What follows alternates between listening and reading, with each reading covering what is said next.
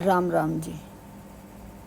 कार्तिक माह की रमा एकादशी 17 अक्टूबर शुक्रवार को ही व्रत रखा जाएगा।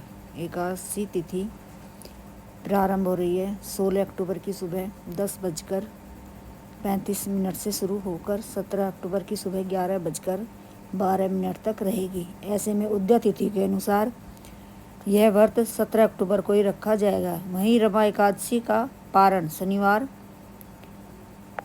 18 अक्टूबर को किया जाएगा। पारण का शुभ मुहूर्त रहेगा सुबह 6:24 से लेकर 8:41 तक रहेगा। रमा एकादशी के दिन सुबह सवेरे ही उठना चाहिए। प्रयत्न करें, कार्तिक माह है, वैसे भी स्नान दान का शुभ मुहूर्त चल रहा है, तो सुबह सवेरे ही उठे।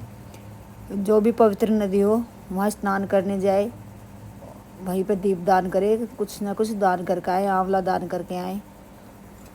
और नहीं जा सकते तो घर पर ही खाली बाल्टी में गंगा जल डालकर थोड़ी हल्दी डालकर स्नान करें। और स्नान करते समय गंगे में आके मंत्रों का जाप करते रहें, नहीं तो गायत्री मंत्र का जाप करते रहना चाहिए। इससे भी गंगा यमुना पवित्र नदियों में नहाने जितना ही पुण्य की प्राप्ति होती है। एकादशी तिथि का अपना विशेष महत्व माना गया है। हर महीने में 2 बार एकादशी का व्रत पड़ता है। कार्तिक मास के कृष्ण पक्ष में पड़ने वाली एकादशी को रमा एकादशी के नाम से जानते हैं हम। यह व्रत माँ लक्ष्मी और श्री विष्णु भगवान को समर्पित होता है। इस दिन व्रत रखने से भगवान विष्णु की असीम कृपा प्राप्त होती है, सुख समृद्धि आती है। रमा एकादशी का व्रत दिवाली से पहले पड़ता है और माँ लक्ष्मी की पूजा के लिए अत्यंत शुभ माना जाता है। रमा एकादशी के दिन सुबह सवेरे उठकर स्नान करें और साफ सुंदर पीले पोशाक पहनकर घर में गंगाजल में हल्दी मिलाकर छिड़कें।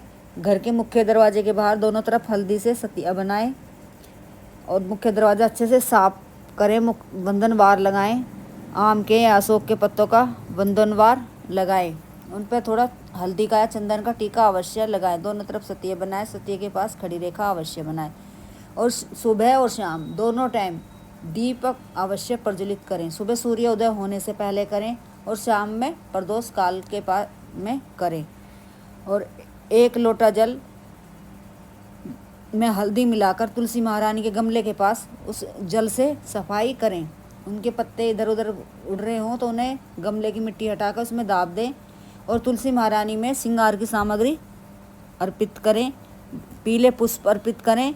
हल्दी का पत्तों पर थोड़ा थोड़ा हल्का सा स्पर्श, दूर से ही हल्दी छिड़कें और घी का दीपक प्रज्वलित करें। दीपक के नीचे पुष्प रखें और वहीं पर आसन बिछाकर बैठकर लड्डू गोपाल को स्नान कराएं, उनके पास ही, तुलसी महारानी के पास ही। और जल में तुलसी पत्ता और जल में गंगा जल मिला लें, थोड़ी हल्दी मिला लें, दूध दही शहद शक्कर से स्नान कराकर उन्हें सुंदर सी पोशाक पहनाएं। उन्हें मुकुट में मोरपंख अवश्य लगाएं, हाथों में कड़े पहनाएं, गले में माला पहनाएं और अच्छे से तैयार करके पालने में झूला भी झुलाएं। और हाथ में पुष्प लेकर व्रत का संकल्प करें कि आज मैं व्रत करूँगा या करूँगी। और आसन पर बैठकर विष्णु भगवान के मंत्रों का जाप करें या विष्णु चालीसा पढ़ें। मंत्रों का जाप भी करें। ओम विष्णुवे नमः, ओम विष्णुवे नमः मंत्रों का जाप करते रहें और तुलसी महारानी की परिक्रमा करते रहें। 21 करें, 11 करें, 51 करें, 108 करें, जितनी अपनी सामर्थ्य के अनुसार करें।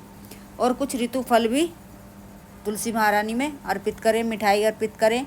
और कुछ शाम में वे मिठाई और फल कुछ अपने घर में अपने परिवार के साथ बांटकर खाएं, कुछ गौ माता को गौशाला में जाकर खिला के आएँ और कुछ दक्षिणा के साथ में मंदिर में दान करके आएँ।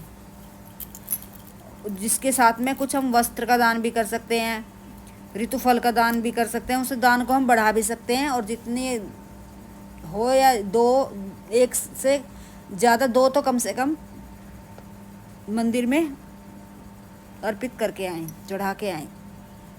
गौ माता को भी जोड़े से ही केला हो, सेब हो, वो खिला के आना चाहिए।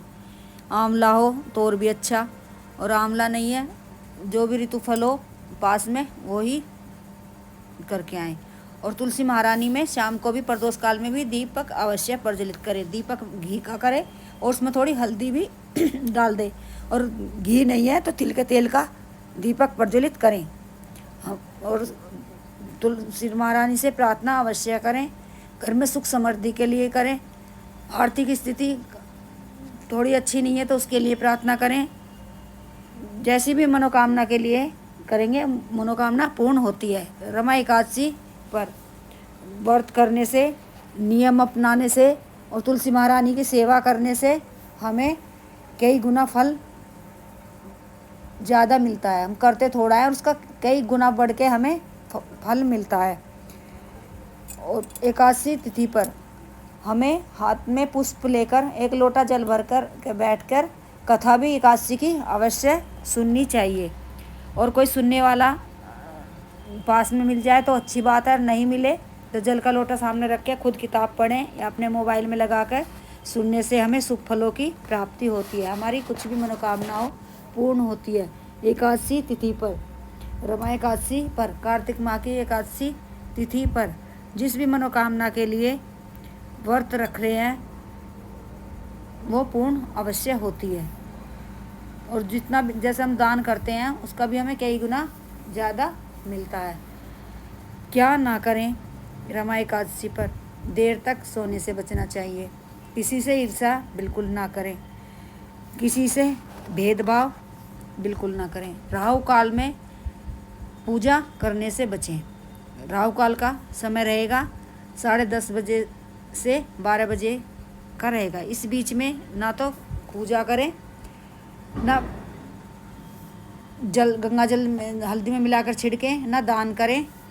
यह समय शुभ नहीं माना जाता। इस समय में ऐसे कार्य नहीं करने चाहिए। जो पहले से कर रहे हों उन्हें हम कर सकते हैं, लेकिन कुछ कार्य हैं जिन्हें हमें नहीं करना चाहिए। इससे हमें दोष लगता है, व्रत का फल नहीं मिलता, न दान करने का फल मिलता है। और पीपल वृक्ष में सुबह में जल अर्पित करके आएँ। पीपल वृक्ष में उसमें कच्चा दूध, काला तिल मिलाकर पीले पुष्प डालकर या सफ़ेद पुष्प लेकर जाएं और पीपल वृक्ष में अर्पित करें और पीपल वृक्ष की परिक्रमा करें। घी का दीपक प्रज्वलित कराएँ सूर्य उदय से पहले। 5 करके आएँ, 11 करके आएँ, 21 करके आएँ। अपनी सामर्थ्य के अनुसार दीप भी प्रज्वलित करके आएँ पीपल वृक्ष के नीचे। और सुबह में नहीं कर पा रहे हैं तो शाम में करके आएँ। परिक्रमा सुबह ही करके आएँ। सूर्य उदय से पहले सुबह में परिक्रमा कर लें, दीपक प्रज्वलित कर लें। और शाम में प्रदोष काल में तो अवश्य जाना ही है, जब भी दीपक प्रज्वलित करके आएँ। शिव मंदिर में करके आएँ। आंवले के वृक्ष के नीचे दीप प्रज्वलित करें। बेल वृक्ष के नीचे दीपक प्रज्वलित करने से भी हमारी मनोकामना अतिशीघ्र पूर्ण होती हैं। हमारे ऊपर आ रहे कष्ट कम होते हैं। हमारे घर में खुशहाली आती है, सुख समृद्धि का वास होता है। एकादशी तिथि पर दीपक प्रज्वलित करने से हमारी सभी प्रकार की मनोकामना पूर्ण होती है। हमारे बच्चों को तरक्की मिलती है, संपन्नता आती है। दीपक अवश्य प्रज्वलित करें। और पारण करने से पहले कुछ हमें दान भी करके आना चाहिए। अन्न का दान करें, वस्त्र का दान करें।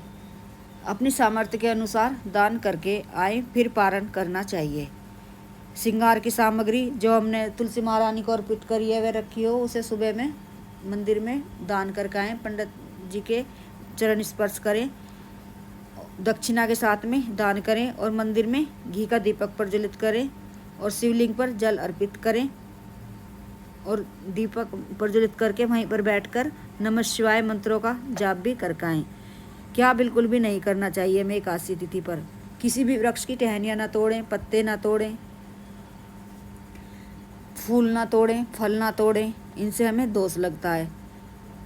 और काला नीला वस्त्र ना पहने, इनसे भी दोष लगता है। सैया पर ना सोएं, भूमि पर शयन करें एकादशी तिथि पर, इनसे भी हमें दोष लगता है। इन बातों को ध्यान में रखकर एकादशी तिथि के व्रत का और नियमों का पालन हमें करना चाहिए। हमें शुभ फलों की प्राप्ति होती है एकादशी तिथि पर यह कार्य करने से। चावल बिल्कुल ना खाएं, मसूर की दाल ना खाएं, राजमा ना खाएं, लहसुन प्याज का भोजन ना खाएं, ना दान करें। इन बातों को ध्यान में रखकर